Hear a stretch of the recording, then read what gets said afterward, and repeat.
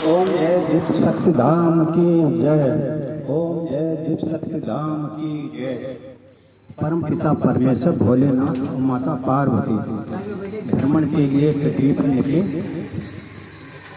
तो वहाँ देखा एक किसान जो है, उसके बारे में माता पार्वती कहने लगी, जो किसान है इसके बारे में आप बताएं और थोड़ी हमें वेद पूर्वक उनका जीवन बताएं। जीवन तो भोलेनाथ ने कहा कि आप जो है हमारी कथा सुनेंगे, इससे आपका कल्याण होगा। जो करता है वो वैसा ही फल पाता है, जो जैसा काम करेगा उसका यूसर हम उसी को ऐसा फल देते हैं। तो माता पार्वती ने कहा कैसे? लेकिन आप जो है इस कथा को सुनेंगे, इससे आपको मालूम हो जाएगा कि जैसा जो करता है उसको वैसा ही फल मिलता है। तो इस पर माता पार्वती ने कहा ठीक है, आप कथा सुनाओ, हम आपकी कथा सुनेंगे।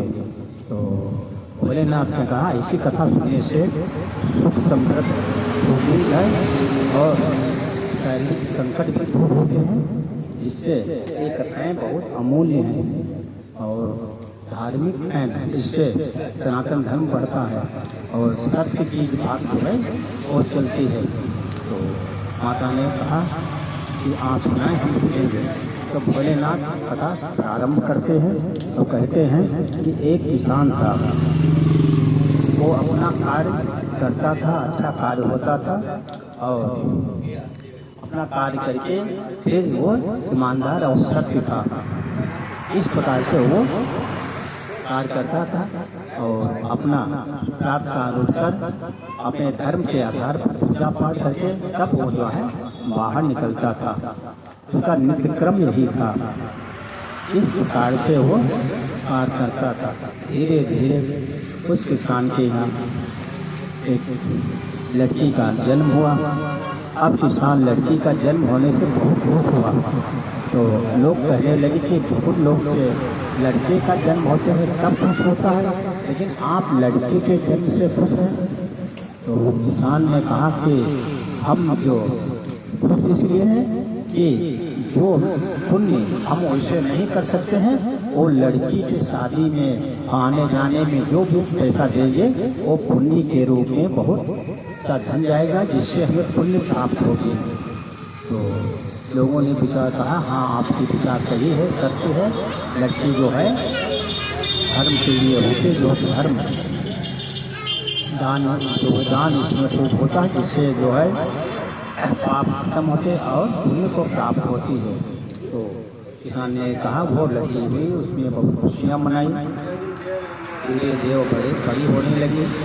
अब लड़की जब बड़ी होने लगी फिर माँ बाप उसके लड़की को उसके विचार आचरण शिक्षा अपने आधार डाले और वो एक धार्मिक प्रगति में पहुंचा दिया। जिस प्रकार के वो किसान अपना धार्मिक नित्य क्रम उठ के पूजा पाठ करके तब बाहर जाता था और अपना कार्य करके फिर वही आ जाता।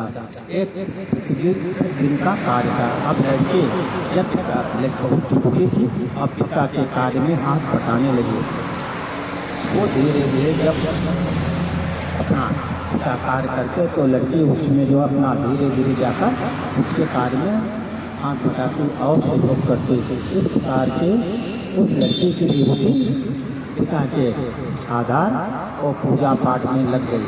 अब जब वो लड़की पूजा पाठ करने लगी भोलेनाथ की, तब पिता को और खुशी प्राप्त हुई कि ये हमारी जो बच्ची है ये हमारे ही तरह पूजा पाठ करेगी, जिससे और पुण्य की प्राप्त होगी और इसका भविष्य बहुत अच्छा होगा।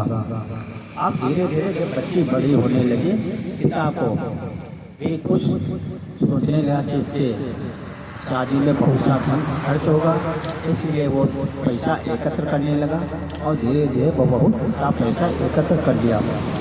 जब लड़की की शादी होने की योग हो गई तो किसान सोचता था कि हम लड़की की शादी में बहुत सा धन प्राप्त होगा, लड़की की शादी में बहुत सा धन लगेगा और वो खुशियाँ मनाएंगे। तो इस प्रकार से पिता के अच्छे अच्छे विचार थे। और लड़की अपना घर का कार्य करके और फिर कपड़ों को बाहर कुआं पर साफ किए करते थे। तो इस प्रकार से जब वो लड़के बाहर कपड़े साफ कर रहे थे उसी टाइम वहाँ के राजा थे, वो कभी के अपने गांव की समीक्षा लेने पहुँचते थे। जब वहाँ रास्ता से निकले तब लड़की वो अपने जो है कपड़े साफ कर दिए। राजा को लड़की को देखकर बड़ा उसका देखते ही मोहित हो गए। अब राजा जब उसको नजर डाले और डालते रहे तब वो लड़की अपने घर की तरफ दौड़ी।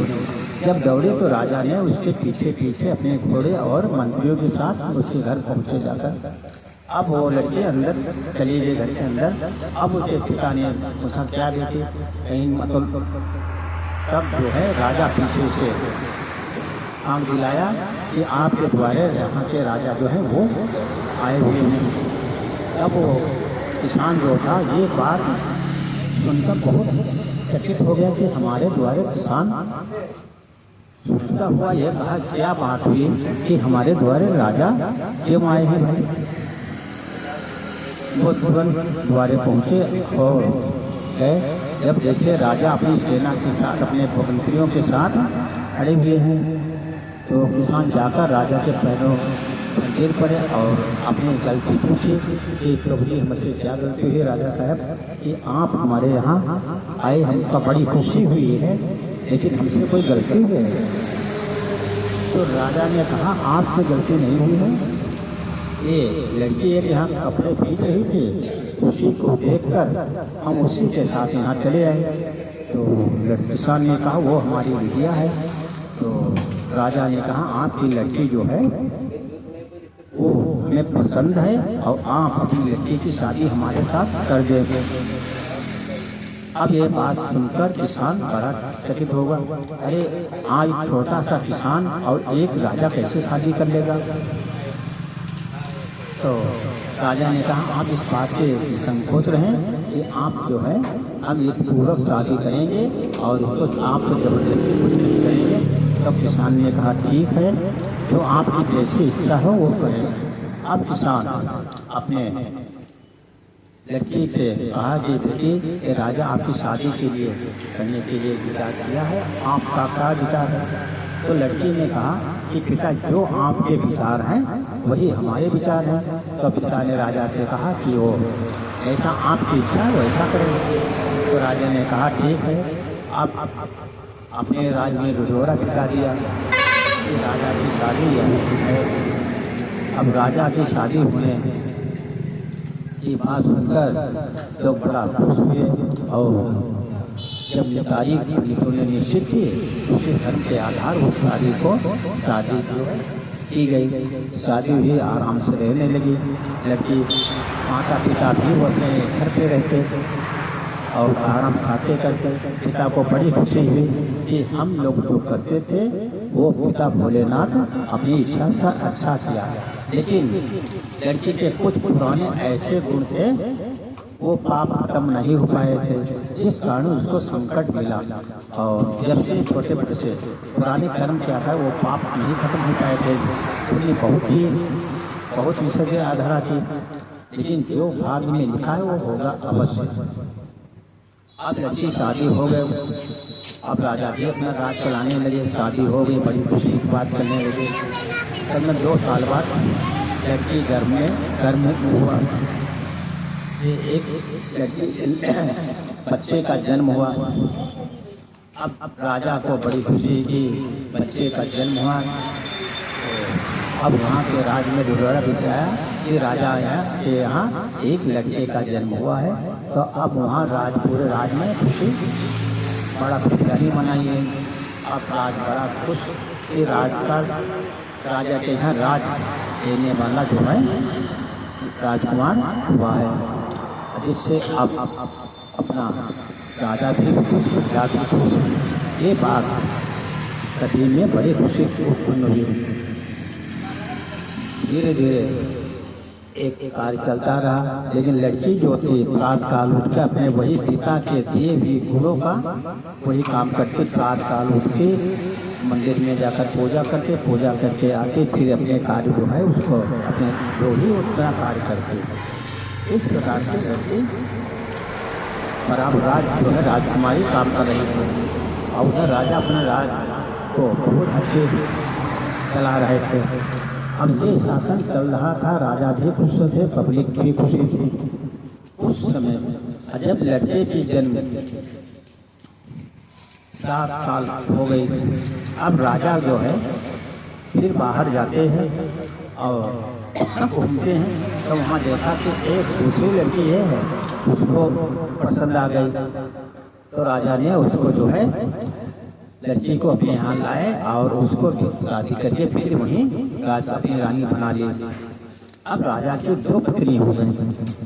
अब पहली पत्नी की एक लड़का था, वो अपना नित्य क्रम थे करे और वही कार्य करे। और दूसरी पत्नी वो राजा जो है उनको भी देखे, उसको देखे। अब पहली वाली पत्नी को अपना नित्य क्रम करके राजा को अपने शाम को बैठे अपने विचार बताए, ऐसा ऐसा मतलब विचार ले, उसके आधार काम करें। अब ये बात दूसरी पत्नी जो थी उसको बहुत गलत लगे कि राजा हमसे परामर्श नहीं ले रहे और इनसे परामर्श ले रहे हैं। इस प्रकार वो धीरे धीरे दूसरी पत्नी पहली पत्नी से दूरी करने लगी और धीरे धीरे राजा को अपनी तरफ खिंचाव बढ़ाया। राजा भी उसी तरफ खींचते गए। एक कभी लड़का मतलब 8 साल हो गया, तब पत्नी अपना खिंचाव और ज़्यादा बढ़ा दिया। अब राजा जो है और शरीर में क्या किया जाए, लड़का जो है बहुत ही बढ़ गया। जब लड़के की लगभग 10 साल हुई तब राजा को बहुत पहली पत्नी जो है अपना कार्य करे, अपने धार्मिक काम करे और करे, लेकिन दूसरी पत्नी जो है उनको इतना डील कर लिया, इतना डील कर लिया कि राजा उसको घर से निकालने के लिए तैयार हो गया और अपने मंत्रियों से कहा कि आप ये हमारी पहली पत्नी को जंगल में छोड़ आओ। और राजा के रहने के आधार वहाँ के मंत्री थे, वो लोग राजा के पहली पत्नी को अपने साथ लेकर जंगल को ले गए और वहाँ छोड़ आए। अब वहाँ वो कभी बाहर गई नहीं थी और वहाँ का खाए का बनाए कहे रहे, तो इस प्रकार वहाँ रोती बिलख रही थी। कभी एक वहाँ मुनि जा रहे थे तो देखा कि एक औरत देख रही रो रही है, परेशान हो रही है। तो मुनि को ये आवाज़ देकर दया आ गई और पूछा कि बेटी क्या है परेशानी, आप क्यों रो रही है, क्या समस्या है, आप बताओ, हमें लायक कोई सेवा है बकरे। तो वो अपनी बात पूरी बात नहीं बताई, लेकिन कहा कि हम इस जंगल में अकेले हैं और हम भटक गए हैं, इसलिए हम जाना चाहेंगे। तो हम आप यहाँ कहाँ पे हैं, ना यहाँ खाने को ना रहने को। तब मुनि ने कहा ठीक है, आप हमारे आश्रम चले, वहीं आप रहें। तो मुनि के ने अपने आश्रम ले गए। अब वहाँ और रहने लगी। अब मुनि को भी बड़ा आराम हुए कि वो राजा की पहली पत्नी थी, वो अपना पूजा पाठ में बड़ा योगदान था, पूजा पाठ को करते थे, इसलिए मुनि को तो बड़ी आराम हुए पूजा कांड में कर सफाई करना, पूजा पाठ करने में योगदान करना। अब वो भी मतलब दिन भर अपने पूजा पाठ भोलेनाथ की करे और अपना कार्य करे, खाना बनाए खाएं और इस प्रकार नित्य क्रम चल रहा था। इस प्रकार चलते चलते अब मुनि जो है अपने बाहर जाते, तब भी अपने आश्रम में वो पूरा कार्य करते। और जब आए तो मुनि को सबसे बड़ी आराम यह है कि खाना बना लिया, बैठे आराम से रहे। लगभग लड़के की उधर 18 साल हो गई। अब लड़के के विचार हुआ कि हम भी कहीं राज में घूमने जाएं, तो वो अपने कुछ मंत्रियों को लेकर घोड़ा के से अपने जंगल के लिए घूमने निकल गए। घूमते घूमते वही रास्ते से घूमते गए जहाँ वो मुनि अपनी राजा की पत्नी रहती थी, वहीं आश्रम में पहुँचे जाकर। जब वहाँ पहुँचे तब राजा के लड़के को बहुत प्यास, राजकुमार को बहुत प्यास लगी हुई थी। तो राजकुमार ने सोचा कि यही जो है ये कोई मकान देख आ रहा है, तो इसलिए यहीं आसन रुका दिया, जल पिया जाए। तो राजा ने उनके आधार पर वहाँ पहुँचे और राजकुमार ने कहना कि हमें प्यास लगी है, इससे हम पानी चाहते हैं। तो वही माँ जो है दौड़ के आई और दौड़ के आई और अपना जो है पानी पिलाने के लिए आई। तो देखा कि वो राजकुमार जो है उन्हीं का लड़का है। वो पहचान लिया। जब माँ पहचान लिया तब उनको बुलाया और बैठाया और राजकुमार को कहा हम बैठे बेटा और आप पानी के लिए बनाए और पिलाया और उनसे वार्तालाप करने लगी।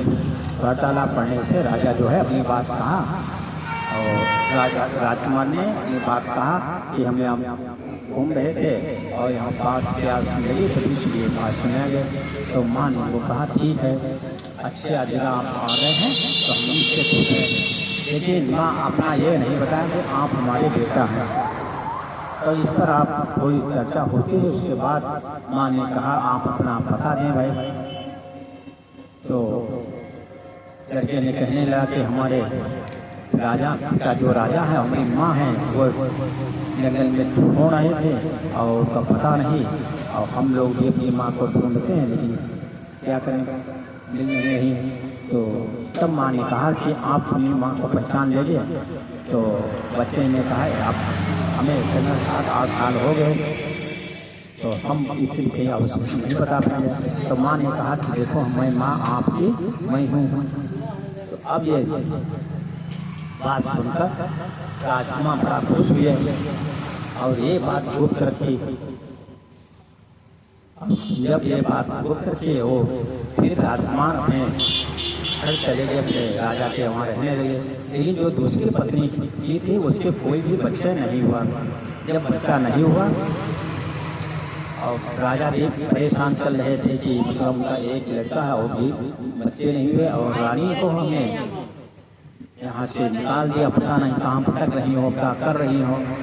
तो इतनी अच्छी हमारी पत्नी थी और चिंता करते, लेकिन चिंता करने से क्या होता। लेकिन भोलेनाथ की कृपा है, जो चिंता करते, जो ईश्वर पूजा पाठ करते, वो चाहे तो ईश्वर उसका फला जरूर करते हैं। अब धीरे धीरे समय हो गया। जब राजकुमार अपने घर पहुँचे और पहुँचकर अपने पिता से बताया कि पिताजी और माता जी वहाँ हैं और माता जी वहाँ हैं, वहाँ आश्रम में रह रही हैं। अच्छा आश्रम बना, वही मंदिर है, वही मंदिर की नित्यक्रम पूजा पाठ जिस प्रकार यहाँ कर रही थी उसी प्रकार वहाँ की पूजा पाठ करती और बहुत आश्रम में उन्हीं आश्रम में रहते हैं। तो उन्हीं जी का आश्रम बताया। तो राजा ने कहा वो तो बहुत बड़े विद्वान मुनि हैं। तो अब राजा और लड़का दोनों ले अपने कुछ मंत्रियों के साथ गए, चल दिए और जाने के बाद वहाँ पहुँचे और थोड़ी मंत्री राजा वहाँ पहुँचे।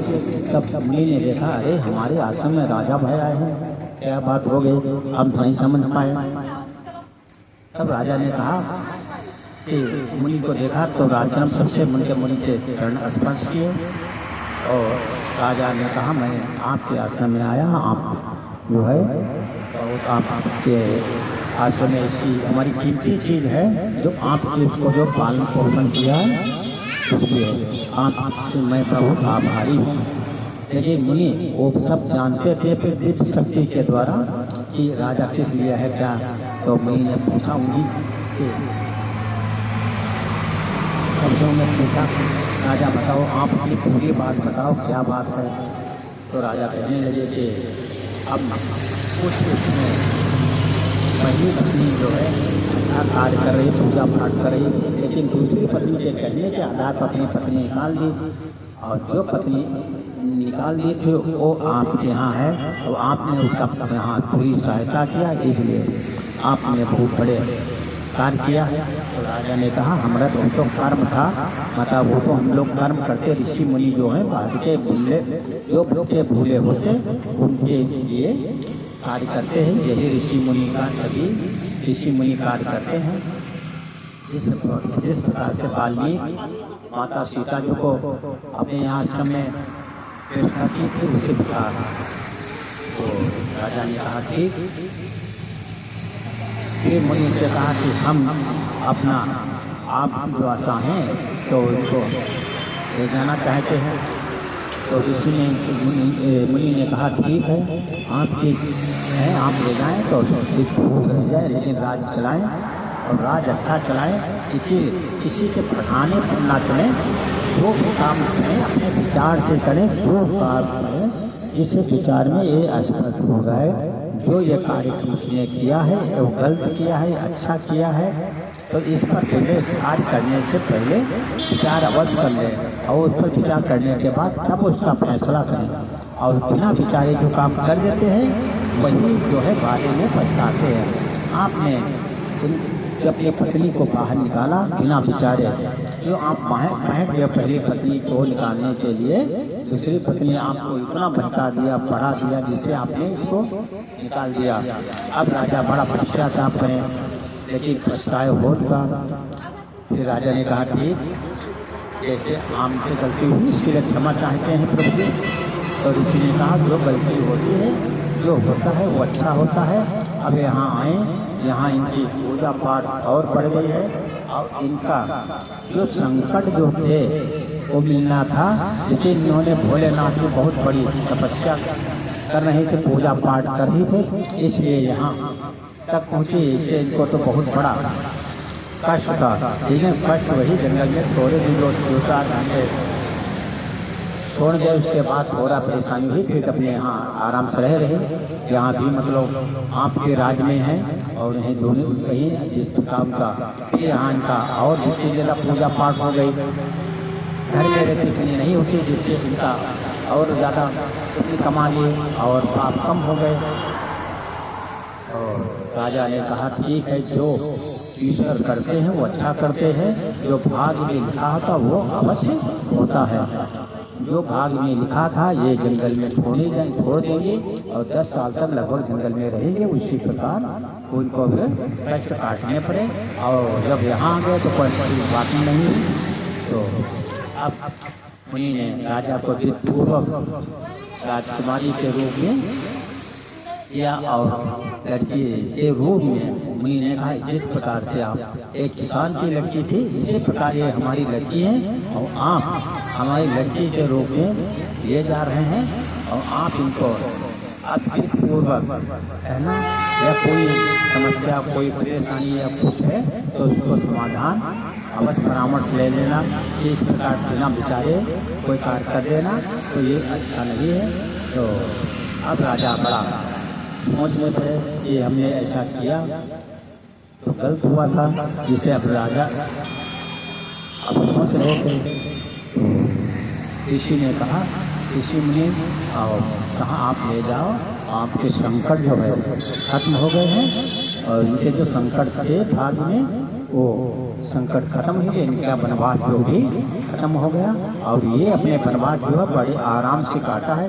केवल स्थान तो बदला और स्थान में वहाँ और कार्य करते हैं, लेकिन यहाँ खाली स्थान में पूजा पाठ खाना पीना और रहना यही रहा, जिससे इनके संकट और जल्दी खत्म हो गए हैं।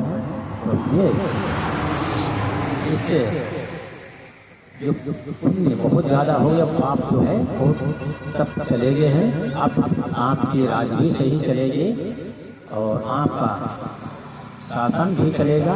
तो अब राजा ने अपने लड़के और अपनी पत्नी को लेकर अपने विधिपूर्वक घर ले गए। अब घर लाए तो पत्नी जो है जब घर पहुँचे तो दूसरी वो ज़्यादा बिलखने लगी। तो राजा ने उन पर साहिब किया और पूछा कि आपके पढ़ाने के आधार पर हमने वहाँ दे दिया था, लेकिन इनका कसूर का था, क्या गलती की थी इसलिए हमने छोड़ा। ये मतलब ये उसका अपना पूजा पाठ करके तुम तो 10 बजे उठते हो, स्नान करते हो, बाद में काम करते हो। अरे इनके कार्य के आधार पर आपको भी करना था। ये जो रात का उठ के अपना स्नान करके पूजा पाठ करके नित्य करते हो, और आप जब 10 बज जाते तब उठते हैं, तब नाश्ता खाना खा रहे हैं, तो पहले अपने कर्म इनके कर्म देखें।